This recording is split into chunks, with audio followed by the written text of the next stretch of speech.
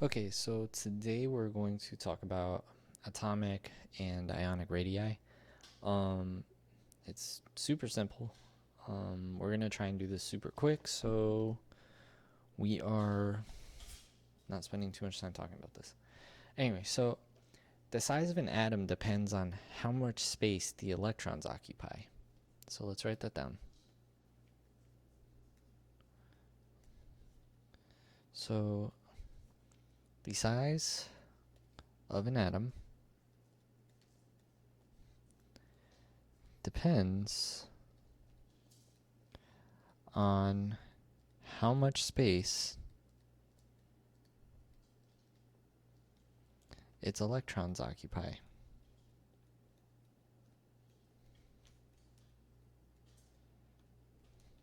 Okay, so I'm gonna draw a picture for you that might make more sense. So atomic radius.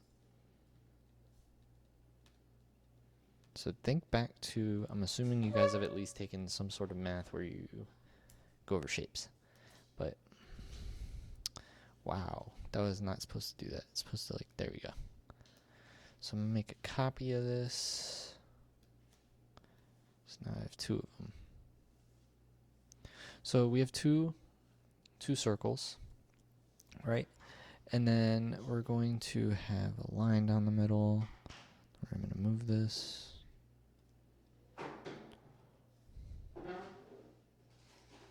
Okay, so we have our line down the middle. We're also going to have our nucleus. I know it's not perfect, but whatever. So I'm going to color the nucleus in without the ruler and make it so we know that's our nucleus. I know it looks like some eyeballs or something, but alright, and then we're going to draw an electron, doesn't matter where it's, just so you know that it's an atom. So the atomic radius is half the distance between the nuclei of two bonded atoms. So that means it's that distance right there. That's literally it. So it's not a hard concept to understand, but we're gonna write down the definition. So I know this is different than how I usually do it, but just bear with me. I wanted to give you a visual representation of it. It makes more sense. So half the distance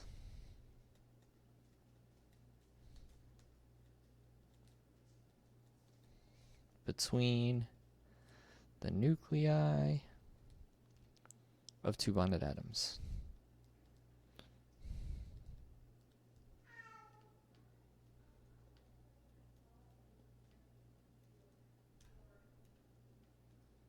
Sorry if you hear my cat. He is doing cat stuff. All right.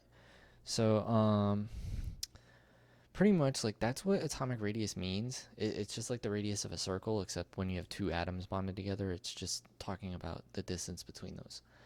All right. So the trend. This is the important thing that I want you to get from today. So the trend is the tendency, it means it's a tendency to change in a predictable manner. So I'm giving you the definition first, but I'm going to also talk about the group and period trends. So sorry if I spelled this wrong. I'm not an English major. Tendency to change in a predictable manner. All right.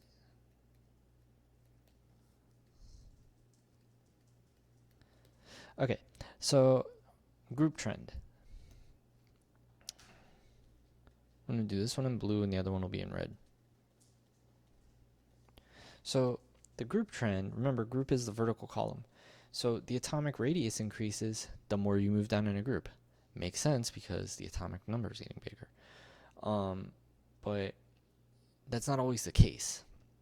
So just bear with me for a second. Let's write this down. So the atomic radius increases as you move down a group.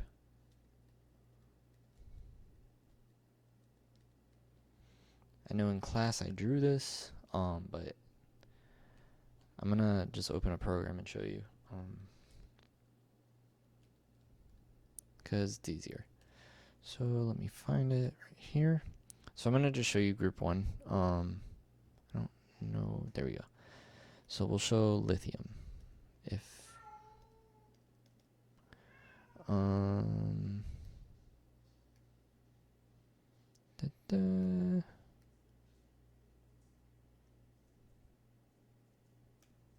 view, where is that? Wow, I don't even know how to use this program anymore.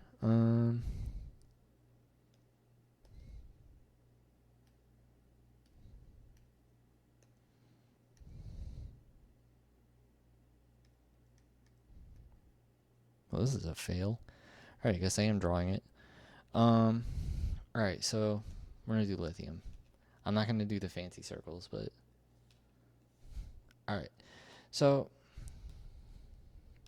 there's your nucleus. Here's lithium. You have 2 electrons in the first shell, and then you have its valence shell. So I'm gonna make this lithium. So I'm gonna also draw sodium, which if we go back to my program that I clearly don't know how to use, it's probably because of my pen, because I think you're supposed to right click it and I can't. So sodium is the one directly under it. So we're gonna do that one. It's got an extra shell, so of course the radius is gonna be bigger. And this is definitely not to scale, but you get the idea. So normally what I would do is just, copy this, and then 1. So its valence shell still has 1 electron because it's in group 1, but it has more electrons, so it fills more space. And that line definitely continues. But that's the whole idea, is the group trend is as you move down a group, it gets bigger. You move up, it gets smaller. Super, super simple. I'll even draw the green line for you. Boom. Green line. You can clearly see sodium is bigger. So if you need to copy that, pause the video, feel free. I'm going to move on. So we're going to talk about period trend.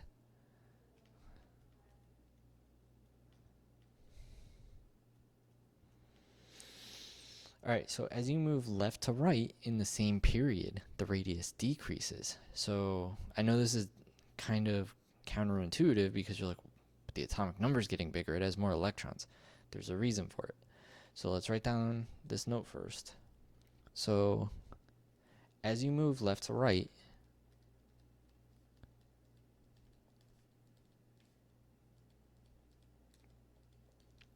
in the same period,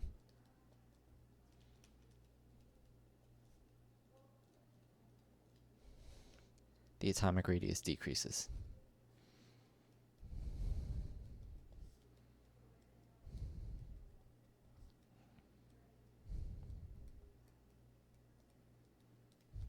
So the reason for this is there is more of a pull from a more positive nucleus.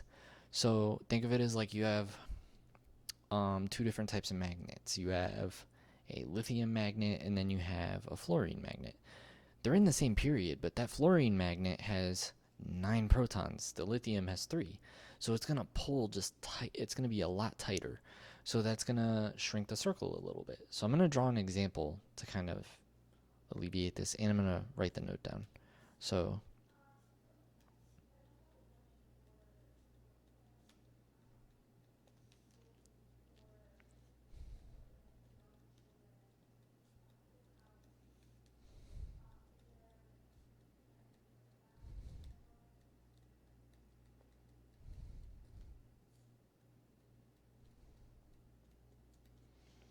alright, so if you need to copy that, pause the video because I have to go to the next page to draw this. So, alright, I'm gonna draw. Again, we're gonna draw. I'm gonna draw oxygen and fluorine. It's not gonna be much of a difference, but it's enough to where. So 1, 2. Fluorine has 7 valence electrons in its shell. So, and oxygen has So, wow, I screwed that up. I should have drawn oxygen first and just copied it. Okay, I'm going to do that.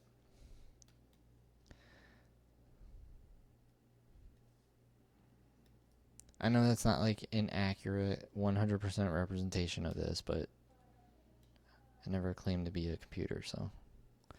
Alright, so the radius is going to decrease a little bit, and that's just due to the pull of the more positive nucleus. So fluorine, oh wow, if I could draw a straight line, that'd be great. Fluorine's going to just have such a slight, decrease in atomic radius because they're so close, but it is going to be smaller. So one thing you could do, instead of trying to be like, memorize these rules and be like, oh man, this is a lot to memorize, don't stress yourself out. Do this. Draw a little rectangle and be like, periodic table. I know the top has a big hole in it, but we're just pretending. So for your, and then underneath, right, atomic radius. Atomic radius, or radii. And then trend. So the general trend that you can be, positive is going to work. Because on a test, I might ask you, which has the bigger or smaller atomic radius? Which one out of these four has, rate them in order. Follow this and it'll be super, super simple. I'm doing it in 2 different colors too. So, decreasing radius on top, because you're going across the same period, and then increasing radius, because you're going down in the same group. So if you can just remember that, anywhere on the periodic table, you'll be able to tell if it's increasing or decreasing. So just take a second to kind of take all that in. I know it's a lot, but we have one more thing to go over. So if you need to copy that, just pause it.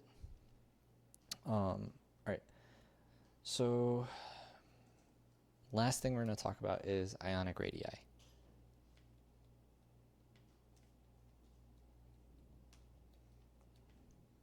They follow the same rules, but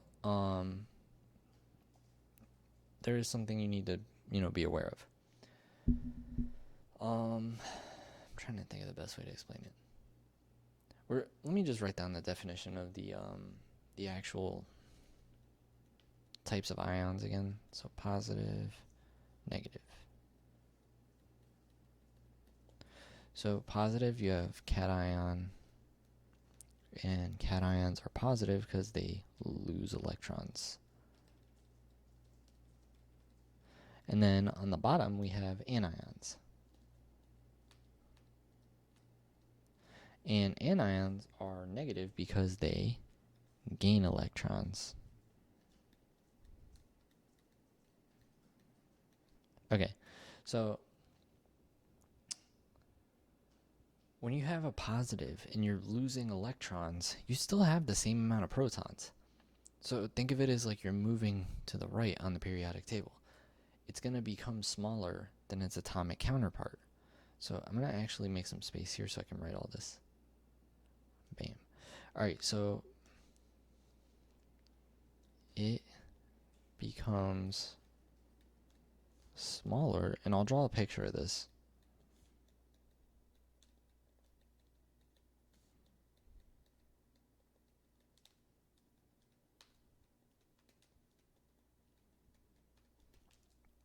Okay, and then we have negative. So, let me write down that too. So you have more pull from the nucleus. I don't really need to draw a picture, so.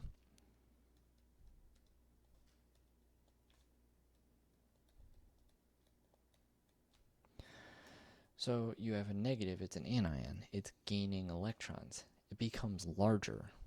Not because it's gaining, more space or anything. It's becoming larger because it's got less of a pull on the valence electrons. So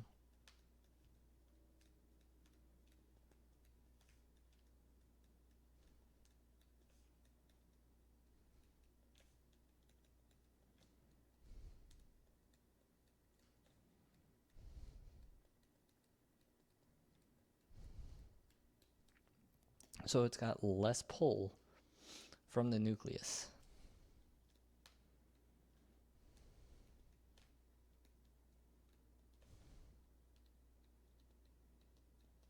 So it holds the valence shell further away.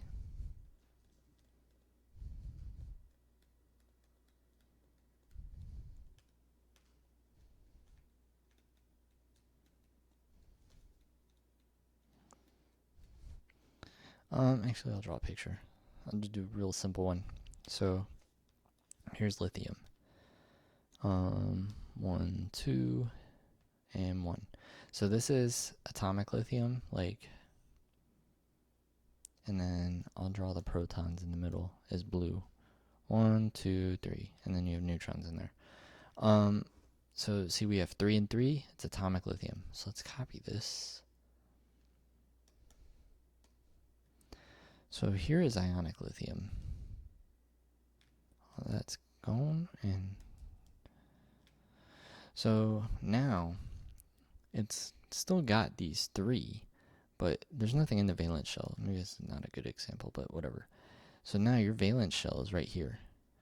So it's shrunk the radius, but it's also going to shrink the valence shell because it's got nothing to pull. Like, there's no, it's not even. So it's a positive charge. Whereas you have 3 minus 2, it's positive charge. The positive charge means that it has less of a, or has more of a hold on the valence electrons, because now this becomes your valence shell. And that's pretty much it. Like, if you have any questions about this stuff, obviously the anion different. Like, you would just add another one and then you'd have 3 and 4, but that doesn't happen that way. But if you have any questions about this, please ask. It's not going to be super complicated. It's just going to be follow the trend. I just wanted to kind of give you a visual representation. So that is it for this video.